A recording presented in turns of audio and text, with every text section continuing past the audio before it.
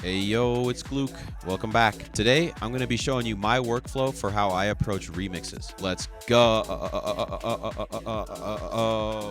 Alright, so here we are back in Ableton, and as you can see, this is not a brand new project. So I tried filming a video showing how I built all of this, and it took about an hour and a half. And when I was editing it, it sounded like my computer was going to blow up. So what we're going to do instead is go through each section here, and you can hear how I usually start my remixes. To start off with, I got sent this remix contest on Skio, and obviously I'm not sponsored. I wish I was.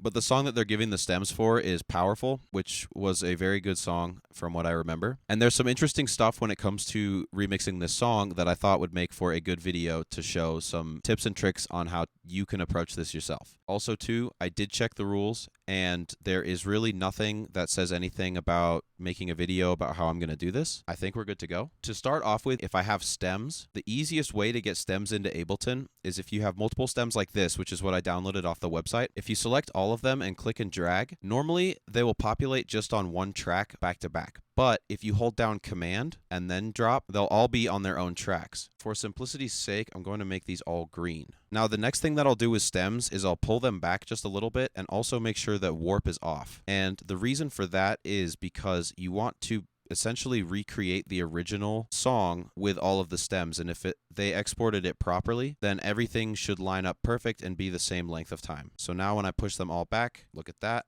we are good to go. So once I've got them all pushed back here and warp is off, the easiest way to find the BPM of something is to just start changing the BPM of the project and see when the pieces line up.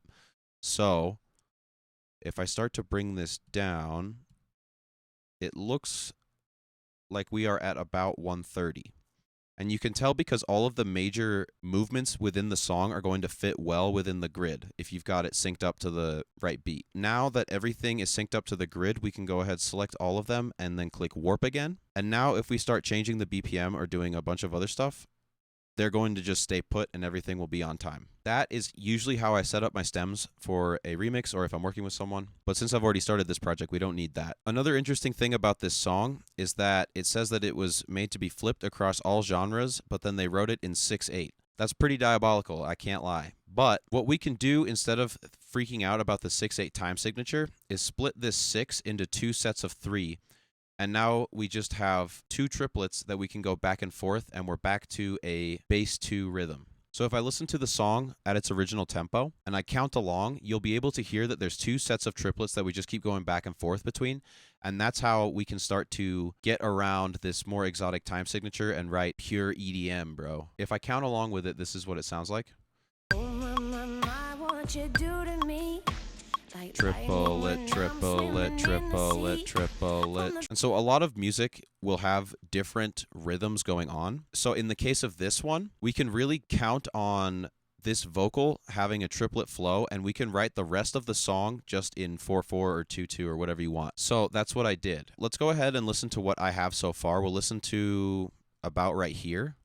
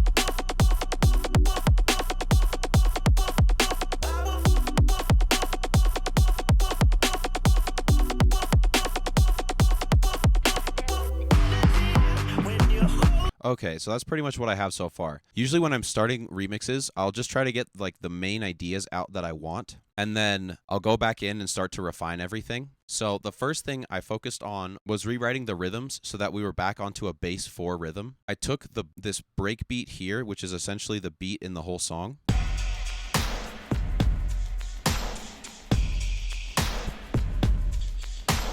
And what I did was I pretty much cut every single drum hit into its own thing and just rearranged it. So this is what I ended up with after I recut up the beat.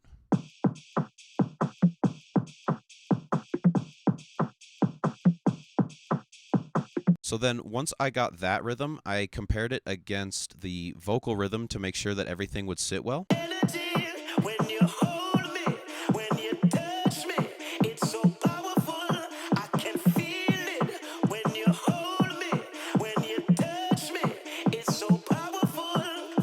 So since the vocal is going to be the most recognizable thing from the song, I really wanted to make sure that the rhythms that I was putting together matched the rhythms of the vocal. So that way everything started to feel cohesive, and then I felt comfortable adding more stuff into it. The next thing that I'll do is I'll try to figure out the notes just by writing chords and maybe a simple bass line.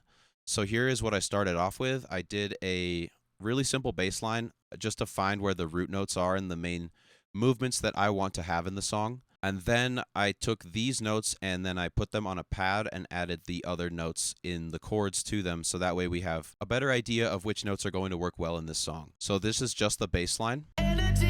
When you hold me, when you touch me, it's so powerful, I can feel it. When you hold me, when you touch me, it's so powerful. And then with the added chords on top, this is what we ended up with. When you hold me, when you touch me, it's so powerful, I can feel it. When you hold me, when you touch me, it's so powerful. And so everything there sounded really nice, and I definitely like the movement of the chords where it kind of starts off high and then drops low into more of a, I guess, like pensive kind of mood. The next part was obviously figuring out the arrangement. And this is one of the things that I'll usually try to get done as fast as possible. So that way I just have a coloring book of a project where all I need to do is just add things to where they go. I haven't figured out yet how I want these vocals to be presented. But one thing that I'll do is just start doodling and like repeating certain things to see what sounds nice. Once I've used the vocals as an instrument and started to find good rhythmic spots for them, then I'll go back in and actually start to take phrases and whole verses and layer those in later on. But for now, since I haven't really done that yet, I just left it as is to make sure that the rest of what I was writing had a good backbone to compare against. That is usually how I'll start doing remixes, is I'll make sure that I get the rhythms correct, then I'll make sure I get the correct notes, and then I'll start to worry about what we're going to do with the song. And so here, I felt that this section was really quite airy and emotive, and I wanted the drop to be really contrasting to that, but still sort of hold that energy. So what I ended up doing was, based on how well the dotted 8 rhythms were sitting that I made out of the breakbeat, I kind of just stuck with that and set the kick to dotted eighths and then just did a 16th note bass. So this is what those two sound like together. I'll need to go back in and do more work with the vocals just to see how I can better present them. But something that I'll do to keep myself motivated for projects that take more work like this is I'll find something that kind of makes me laugh. So in this case, when he says powerful, I took this cut where he says woof, and now I just have him saying woof on every beat, and it just cracked me up, and I'm kind of excited to get back into this project now.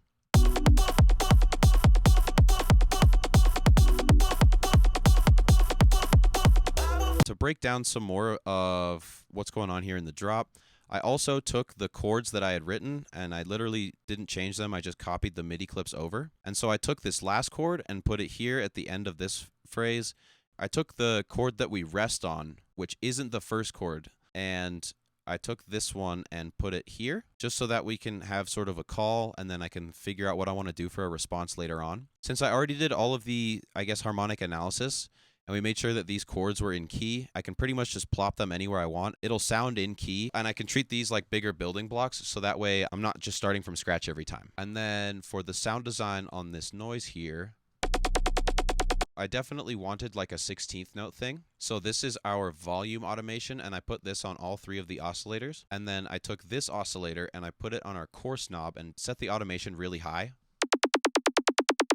So this is sort of the percussive part of our sound. For the second noise, I wanted some more harmonics like up above the sub so that there was actually something there. And then this final oscillator I set to spectral and just chose Aztec pipe from the Serum 2 factories. This just gives it a nice texture. Altogether, it sounds like this. It almost sounded too clean. So what I did was I took the sub and I just slammed it all the way to 100%. No volume automation on the sub. And so in my effects, I put a tube and an OTT, nothing that we haven't seen already. But when you have something that's more dynamic, so like these synths all pulsing at 16th notes, and then you take a sub and just ram it into the distortion, you'll start to get this ducking effect where the compressor is turning down the signal by 16th notes, but not because you've actually set the sub to 16th notes, but because the sub's reacting to what we've put into it. And so that's pretty much how I made that sound. I liked how this sound felt with regards to what I was trying to go for here. I definitely wanted more of a percussive style drop. For the fills, I'll usually leave this for like later once I figured out all of the main ideas in the song. But I just put this really simple note here, and it almost sounds like a Minecraft firework. But when you combine it with the chords, it gets this really nice feel to it. And so I was really quite pleased with how that turned out, but I was really just trying to do quick sketches here so that way I can get through the bulk of the work.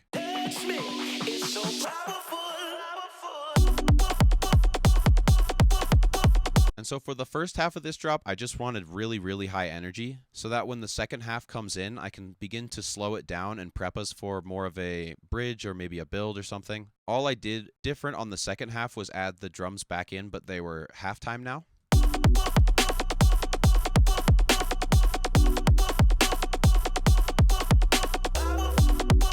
And then we go back into a build, and then it's pretty much the same thing for the beginning of the second drop here.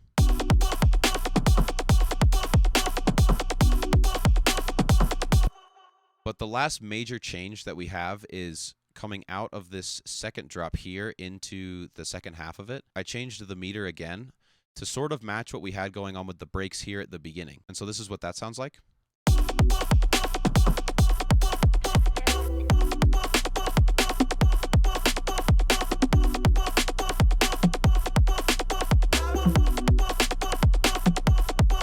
And so I really just wanted to make this video to sort of show how I approach these kinds of projects and show you what a project of mine looks like right after I've started it. I would say for right now, I'm really quite satisfied with all of the main ideas here. And now it's just going to be a matter of really locking in the arrangement of how I'm going to introduce and use these vocals within the song, as well as adding more fills and really starting to dial in the overall groove of the remix. So that's about as in-depth as I can really go with this video, obviously because this just isn't done yet. But when it comes to doing your remixes and really producing in general, I would highly recommend that you start with the main ideas, and then once you've got that locked in, then you can start getting really meticulous with the fills and all of the other stuff. But this is what a project with just the main ideas sounds like. And so with that, I'm excited to see how this remix progresses. And so I hope that this video has helped you start to identify what you could do with your own workflows to either make them more efficient or more focused. And if you think I should finish this remix, go ahead and leave a comment.